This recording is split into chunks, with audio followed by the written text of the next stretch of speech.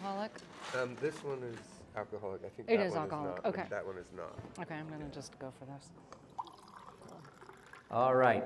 Well, what's fun about my job is that I get to try to find speakers to come and talk to us about some of these topics, and then I get to sit at home and come up with all these questions that I would ask them about, their field, their area of interest. And so because I get to coordinate these, I get to go first, basically. So I get to ask my questions just to make sure I get them answered correctly. And then we'll open it up to all of you. And we'll take another little, break to load up on booze for that. I do have people watching my glass, so when it gets to this far, then if someone comes up and fills it, that's what's happening, just so you know. Well, first off, Lauren, we were, I've spent a lot of time with you talking about the way in which this community, Creekside Commons, tries to do probably 4 earth-based experiences a year. Winter solstice is probably our biggest one. Winter solstice, spring equinox, sometimes the fall equinox, summer solstice, Dia de los Muertos is another one that we do that's sort of culturally based. But we try to create experiences where people can kind of move into spaces where they're not just thinking about, the dominant story, but have a moment to pause and hear and feel the alternative story. And just as a reminder of that, today I put over there one of the pieces of art from the cave art wall of Winter Solstice. And we recorded what people were hoping to take with them into wintertime. And some people didn't use words, they just drew art. And I've kept that tree in my office ever since then as a kind of reminder that all of us, in many ways, have opportunities to journey into our deepest sense of selves in relationship to the planet that holds us, right? These relationships that Lauren was talking about. And how that could be enough. Right? Because so many times, and this is where I started out with Lauren a little bit, I'm going to have her respond to this one. I think that most of the dominant religions that we experience, including the one that I manage right here as a Lutheran pastor at a congregation for 31 years, those dominant religious constructs were born oftentimes out of cultural crisis. And they're very human-centric, right? How are we going to survive in this cultural context, whether it be Islam or Christianity or Judaism or whatever, you name it, right? They're all birthed out of a human problem. And then they build these sort of constructs around the solution for that human problem. And then we take those concepts and we turn them into metaphysics, and that's how the universe works. I'm like, oh, what the heck what have we done here, right? And I think they become one of the dominant voices sometimes in the culture that we lose sight of the fact that there's another story underneath our feet. And we easily separate that from that. So I guess one of the questions I have for you, Lauren, is that, as you think about the way, for lack of a better term, eco-spirituality works, and you look at the way in which kind of normative religions have constructed themselves, what's the fabric out from which you're constructing a meaningful life in eco-spirituality that might share some things in common with these normative ways in which we think about religion, but might be different? And I think you've addressed some of them already, but is there anything else that you could tell us that might help us to focus more clearly on? Let me give you an example. For me as a Christian person, it took me years to kind of let go of some of the constructs that I had been raised with. And when I did, I felt like I didn't know where to turn, right? I had nothing. But I think it would be beautiful if if I'd stumbled into this path earlier and said, I'm going to go in the meadow and sit and let Meadow speak to me Meadow's wisdom. I didn't have any tools like that. So just help us understand, for people particularly, I don't know what construct you're stuck in. I'm still sort of stuck in one. But if you're stuck in one, how can they let go and then kind of embrace something different, if there is a difference in this sort of realm that you've described tonight?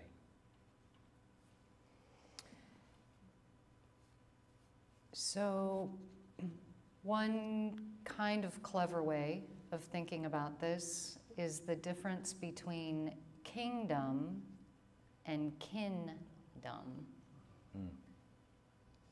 And within the kingdom, we're familiar with the divine right of kings, we're familiar with white supremacy, we're familiar with the doctrine of discovery, manifest destiny. You can choose your time in history, but we're really good at doing it again and then again and then again. Yeah. We're like, we iterate, right? But what kingdom reminds us of, just even for us two-leggeds, is that skin tone, not so important, size, not so important, gender, not really so important, right? That any of the spiritual teachers or mentors we have looked to who have really been worth their salt have encouraged us to look beyond these things. And then when we go beyond the two-legged realm into broader kin, then it's like it just goes exponentially crazy at that point, right? Because we know what we learn from a grove of trees. We know that they're communicating, you know, across these root systems, and that prairie grasses have roots that are like sometimes thousands of miles long, and that the mycelial web is doing things that is absolutely mind-blowing. So if we choose to be kin and really learn from our other relatives, holy cow. Yeah. Why would we limit ourselves? I know. Yeah. Why put the G in kingdom, right? Yeah. No, I think that's so true. And the G in kingdom has shifted the conversation for the most part to what we construct as what is powerful and what is important. And the kingdom changes that narrative, I think, a ton. Yeah. I think it's a beautiful, you know, if you're like trying to figure out how do I do this, how do I transition from kingdom to kingdom, I think that's a beautiful way to think about it. So give that some thought. Let me shift to one of the things that I worry about with eco-spirituality, and I don't know if it's just me, but, you know, and you sort of made reference to this in your talk, and that the earth and the cosmos is constantly evolving, right? So it's not like we're still hunter-gatherers back in the day when we're trying to integrate our lives into the biosphere in which we find ourselves. I'm not doing that. That's not a part of my everyday life. So that doesn't exist for me anymore. And so I know we've advanced sort of as a civilization. So rather than, sometimes I wonder that if eco-spirituality is sort of taking me back to trying to pay attention to the environment in which I live, but that's so difficult to do in the context that I live in, right? I'll give you an example. Janet Thomas is here. She works at the Lafayette Community Garden. Lori and I were cycling the other day. You know, we're busy cycling down the streets, right? And there's all the volunteers at the community garden doing what they're doing. And we just, you know, wave and then drive by because we don't have to garden. I don't have to engage in that kind of relationship with the planet. So I guess the question for me is, how do we reclaim an eco-spirituality that kind of can work in the context that we're in? I mean, it's possible that context is going to fall apart and we might be forced into a different relationship. But what's your sense of that? How do you integrate it into the world in which we actually find ourselves today? Because I think that's tough. I do. Especially if we are, kind of as you said, Dan, thinking about this as reverting back to something. Right? Yeah, like yeah. this earlier version of we're hunting and we're gathering. So we also know that in our current predicament, technology is not going to fix it. So then how do we sort of maybe build a bridge between those two extremes and look for something that's sort of realistic but also cosmic? And I think that one of the ways we do that is by slowing the heck down and doing what in permaculture is called the Pato practice. It stands for protracted and thoughtful observation. So you mentioned being in the meadow. Yeah. It can even happen while pedaling a bike. It used to happen to me all the time. I'm not riding a bike much these days, but on those long stretches of road, there would be plenty of time for looking at this geological formation, or the way that the sun was casting its light in a particular way, or how green it was in this particular season, which was so different from a few weeks ago. Yeah. So I would encourage us to think not so much about reverting back to foraging, although I do think that it's a really good practice for us to figure out what's edible around us. We do that by slowing down and by observing it and by taking note and becoming intimate with it. It's a love story. We want to become more intimate. So let's slow down and see how we can make ourselves available to what's beneath our feet. Yeah, that's a good response. I was thinking, those of you who know me, I'm getting ready to retire in a couple of months, 2 months. I can count the days, but I've lost track here. And I'm starting to get nervous about what I'm going to do with my day. And I thought, geez, I wonder if I could just watch a day unfold. Like what you're describing, right? Could I actually sit there and just honor the whole spectrum of what happens in a day? Because, I got to fill the day with all my stuff, so I never do that. But I think that's an interesting, what's the term you use?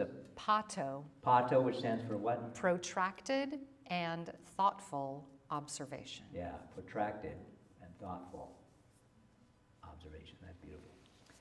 All right, next question I have for you is a little bit from a couple of theologians that think about God in a different way. One is Karl Barth, who's a German theologian. The other is a theologian who's relatively recent.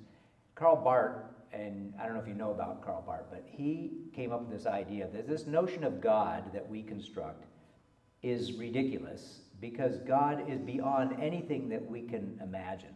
So anytime we think we've got an answer for who God is, we've got to be wrong, because there's no way you can wrap your head around that concept.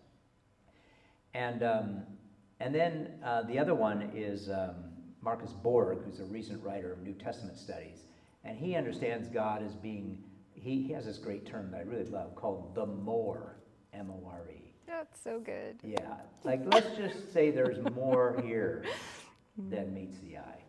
Don't try to define what the more is, just leave it open like that. So Marcus Borg and Karl Barth together, if you put them together, they create this sort of open space for the mystery to just remain mystery. And you don't have to define it. In fact, if you're defining it, you're probably making a mistake, because you can't, according to Karl Barth. So I guess one of my questions is, how does that concept of sort of an elusiveness to our ability to even comprehend the kin, really fit into your sense of things? One of the books that's on the table is Braiding Sweetgrass. Yeah. Have a lot of us read this book? Okay. So Robin Wall Kimmerer, Native American, botanist, really fantastic writer. Yeah. I call that book my Bible. And one of her quotes in the book reminds me of an earth-centered version of Jesus Loves Me, and I'm going to share that quote. She says, "Knowing that you love the earth changes you, activates you to defend and protect and celebrate.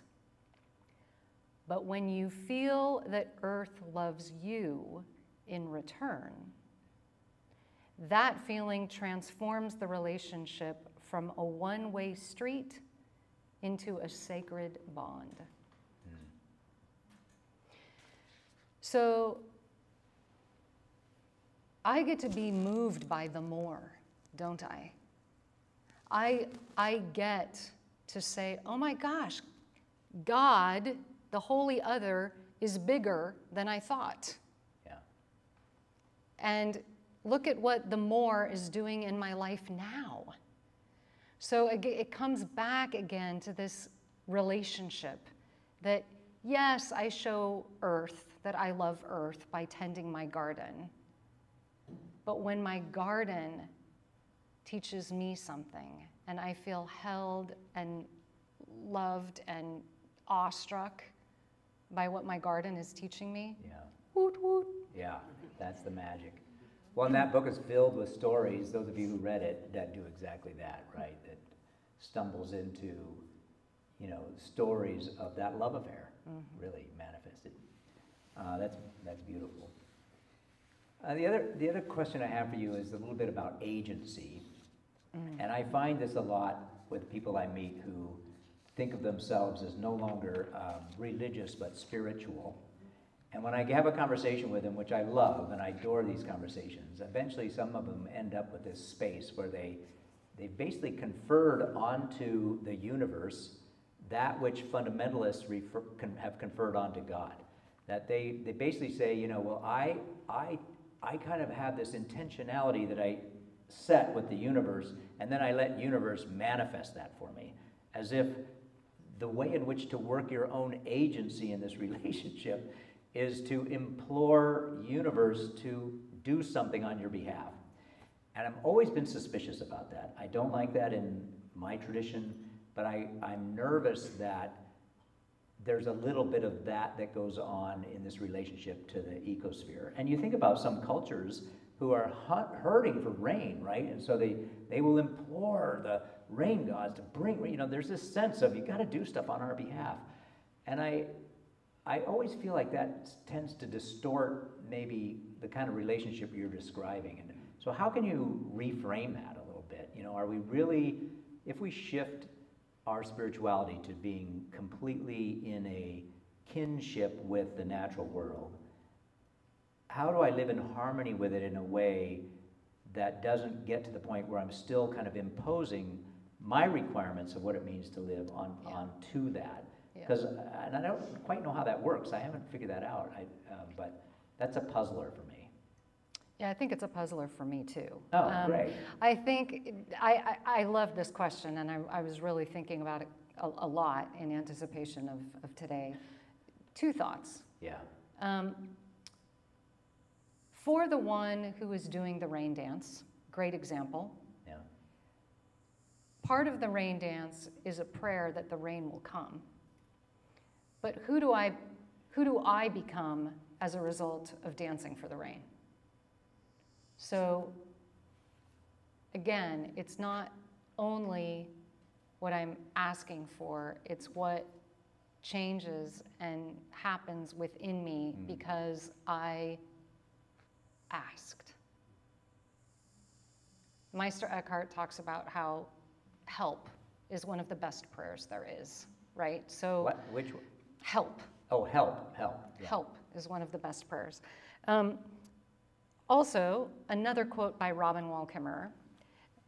Sometimes I wish I could photosynthesize so that just by being, just by shimmering at the meadow's edge or floating lazily on a pond, I could be doing the work of the world while standing silent in the sun.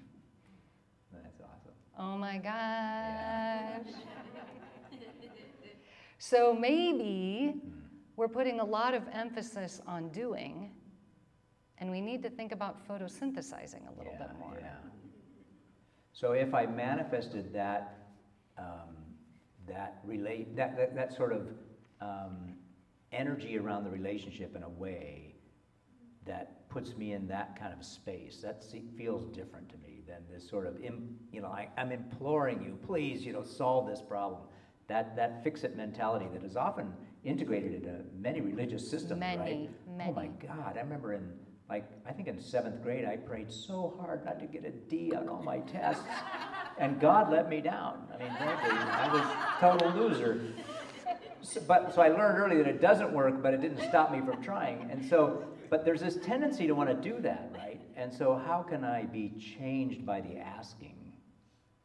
in what you're describing. Is a different. That one I have to hang with for a while. It's good. It's a good one. How about in your own? I mean, obviously you've been practicing this for a while. I've known you for, I don't know how long ago that was when I first ran into you, but it seems like forever ago. How have you kind of folded into your own life story? I mean, do you, like, give us a snapshot of Lauren kind of engaging in this landscape that brings you some meaning, that creates the depth of your relationship with the earth and your sense of agent, you know, how you're functioning in the world. How do you do it in this day and age? I think the emphasis is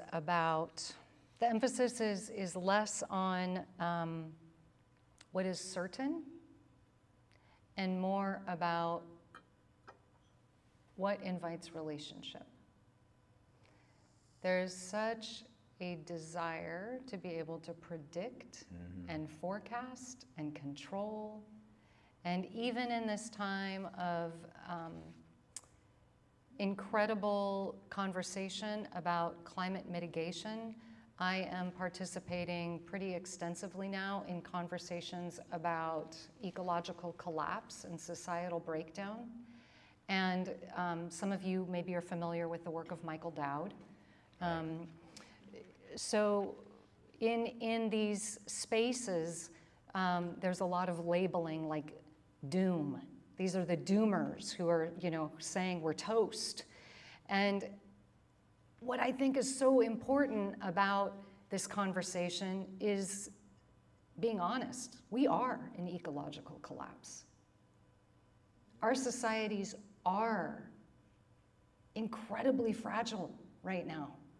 We're seeing in this country and 60 other countries that have elections this year how frail this all feels. So can we just call a spade, and then can we return to reverence? Because I'm not in the business of predicting and forecasting. I don't actually know how the story ends, but I know it's a love story, and I'm going to continue to show up in that space with love and curiosity and a desire to be in relationship around it, as a participant in it. Yeah. And it's not an easy practice. It's a challenging practice. My husband's over there, he'll tell you.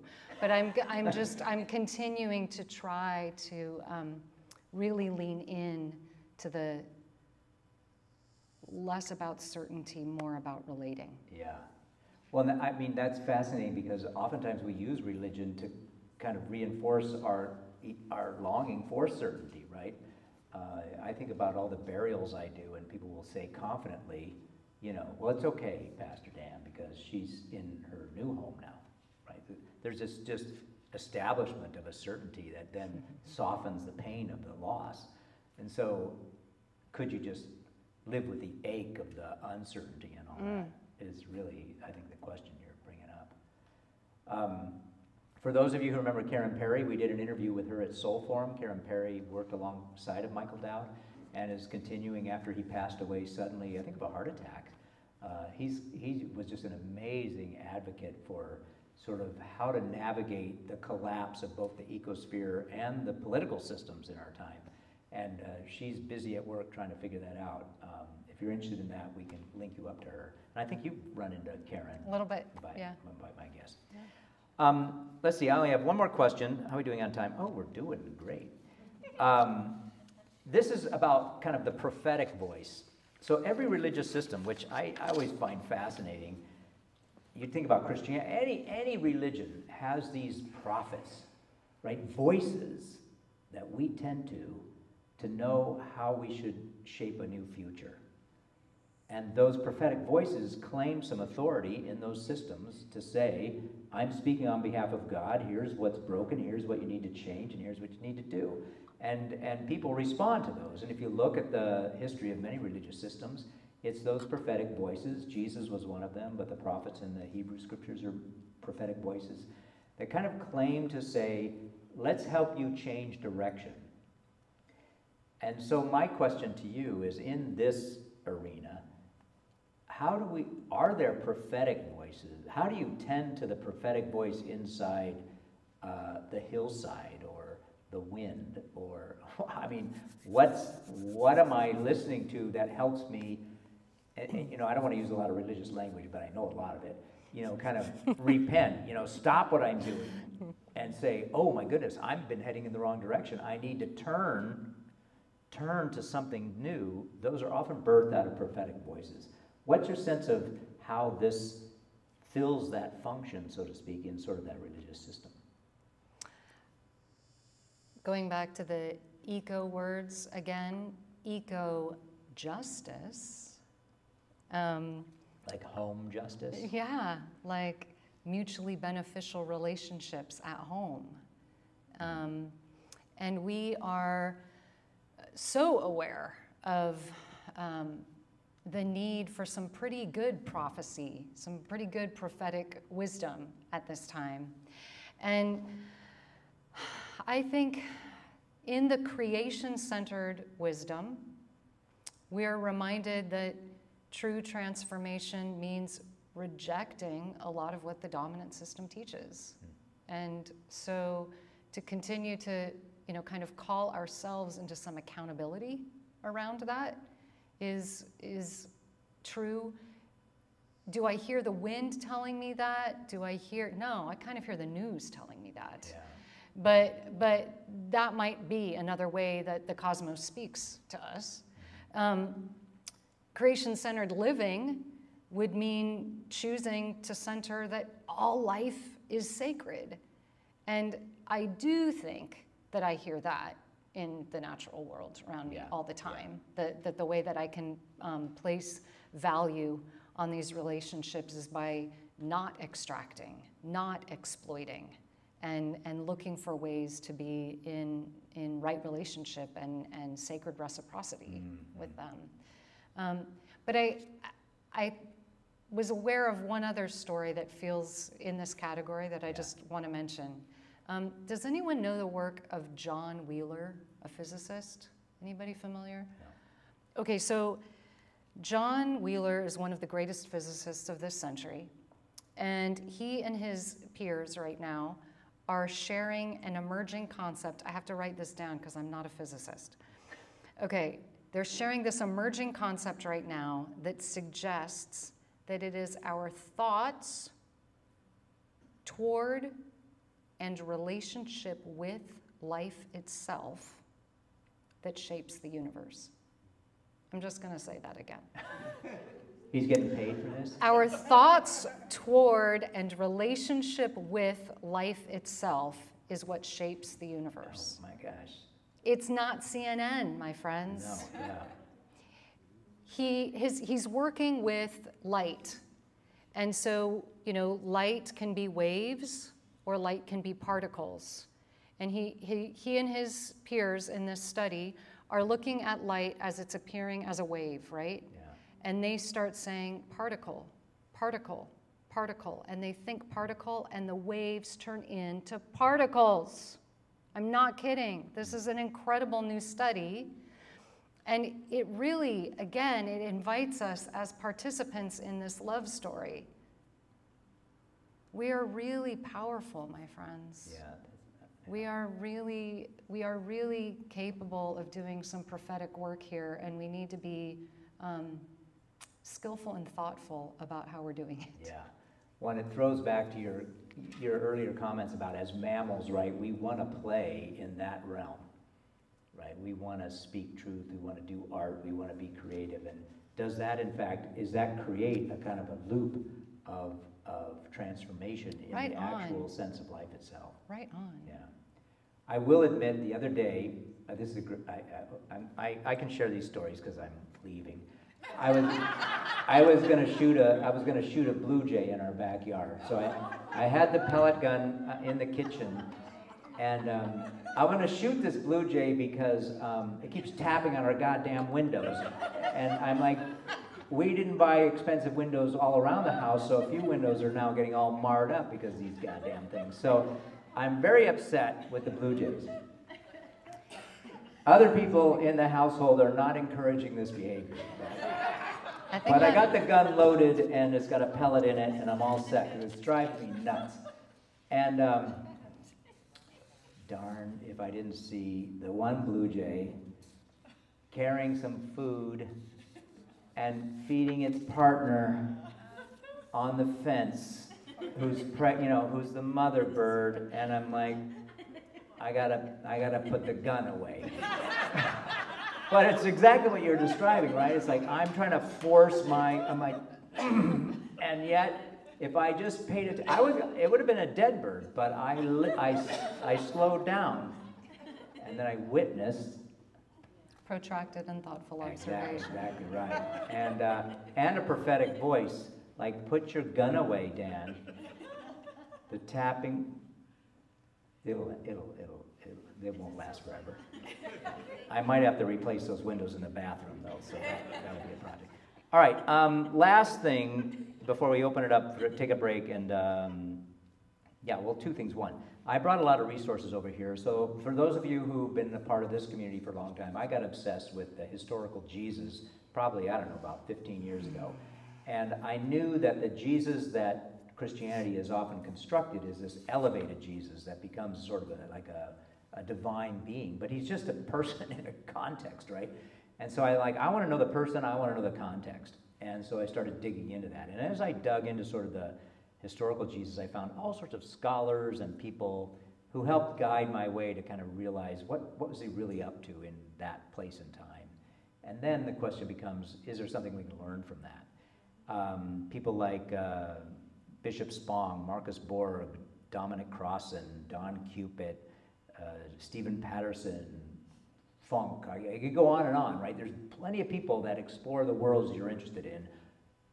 What are a couple of people, and then I hope if you're in our email list, if you got that, we can send out some contacts. But who are the people kind of moving in this space now that inspire you and help inform this journey? Are there like a couple of key figures for you at this point besides Robin? Anyone who helps me right-size my life, and I don't mean that like carbon footprint, although that's great. I mean it more sort of living generously and generatively with however much time I have. So I'm not trying to live forever, even though the Western developed world tells us we're supposed to.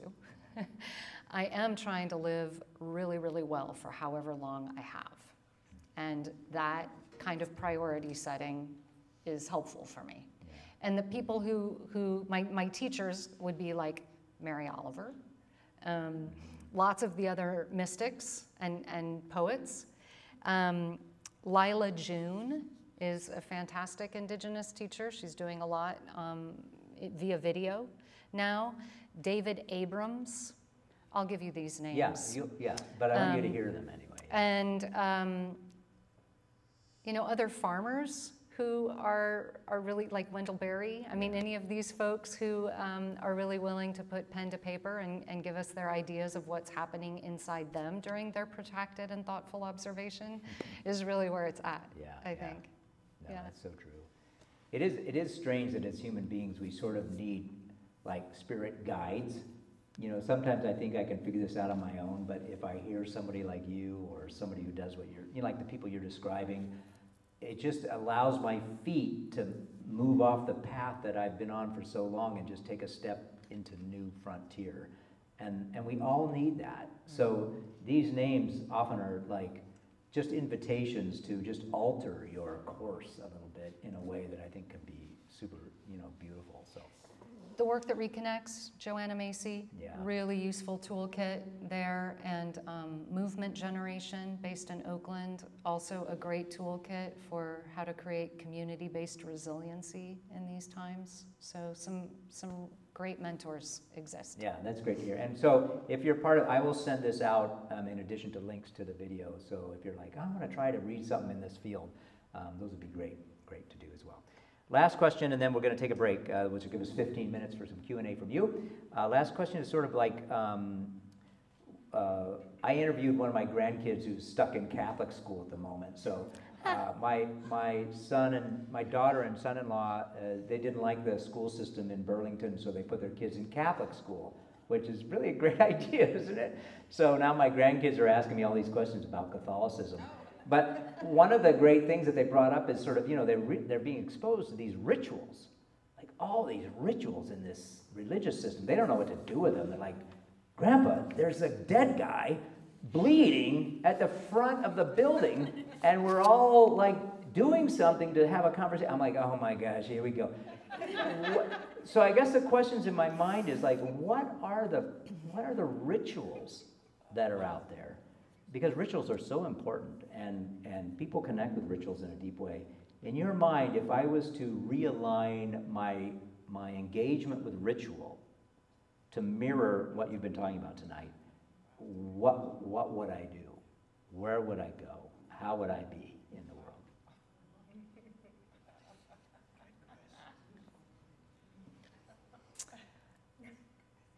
I was ordained in 1999, and it was a fine service. It was fine.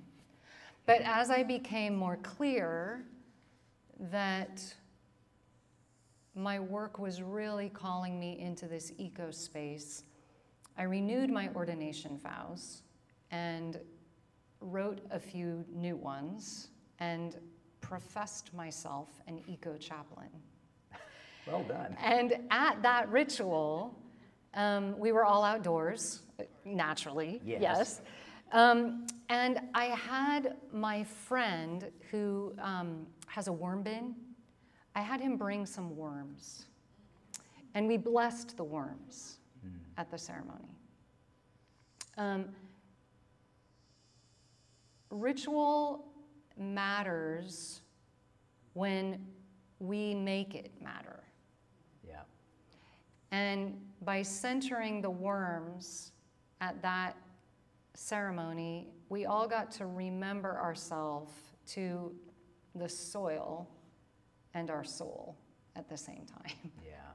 So I think actually that Creekside Commons does an incredible job by marking the solstices and marking the equinox, right? Yeah, like we just crossed this incredible moment last Tuesday where for a second, Earth was in balance, right? And now we're leaning in the Northern Hemisphere to this time of incredible expansion and longer days and light and generativity. And so marking those moments and celebrating what Earth is offering us in these teachings of season and element, it's just where it's at. Yeah, that's awesome. All right. All right, I think that's it for me for questions. I want to give us a break to kind of chill for a second and then construct a question that you might have for Lauren, all right? And then we'll kind of see what comes out of this. We'll have about 15 minutes to kind of have her respond to your questions. But obviously this has been delightful to, hear you. For me too, thank you. Respond to all my questions that I've got. And I guess I would say, I participate in a group called Soul Forum here, that many of the folks here are part of that. And Soul Forum is just a group that gathers together once a week, and we just talk together about our journeys and kind of how they look, how they feel, what are the questions that we bring to it. And there's just something about listening to somebody who is on a path that doesn't necessarily, that's different than your own, that gives you permission to kind of go, off the grid a bit. And just listening to you talk, it's just permission giving to go, it's okay to wander a little bit into this frontier and see where it takes you. And just the words you use and the way in which you lean into this, in my mind, is what I hear at Soul Forum too, right? It's another open invitation to go. There's more out there than meets the eye, so have at it. All right, take a break. Have another glass of wine, and we'll be back here for your questions and conversations in a second. All right, well done. Thanks, Dan. Yeah, I thought I had some good ones for you. So. You did. I was pacing. Yeah, I could tell.